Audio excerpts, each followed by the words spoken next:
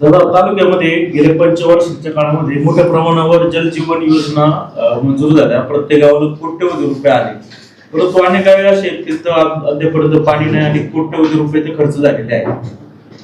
बघा, आदरणीय मोदी साहेबांचं विजन फार ब्रॉड आहे, चांगलं आहे. त्यांना असं वाटलं की मी काही दिवस पाहिले चांगले वाईट, त्याच्यामध्ये माझा भारत जो पाण्यापासून वंचित, त्यांना प्रत्येकाच्या घरापर्यंत नळ पाणी योजना गेली पाहिजे.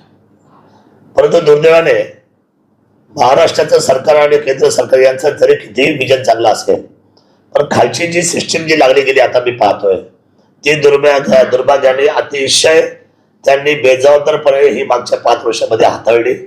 आणि विशेषत्वाने याच्यामध्ये फक्त व्यावसायीकरण झालेलं आहे. जे त्यांच्या या सगळ्या असलेल्या लोकांना नुसतं रेस्ट हाऊसला बोलवा, बंगल्यावर बोलवा, बोलून साध्य काय केलं? ते बोलून त्यांच्यावर अंकुश कुठं राहिला, त्यांची क्वालिटी कुठं राहिली?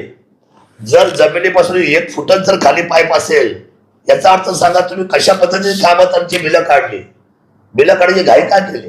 कारण काय? या सगळ्यांची चौकशी पुढच्या काही दिवसामध्ये लागणार आहे.